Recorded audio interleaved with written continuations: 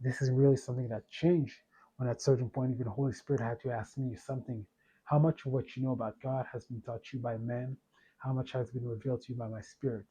Because this whole process of going through all of that, revelation of the word idols from the spirit, God leading me to the man called Origen of Alexandria to search about Apokatastasis, so I could feel the leading of the Holy Spirit kind of undoing all of the lies.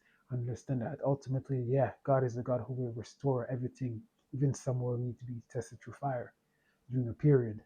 But yeah, this idea that God is the God who creates this place of burning fire forever and ever, that's mostly because of our bad translations.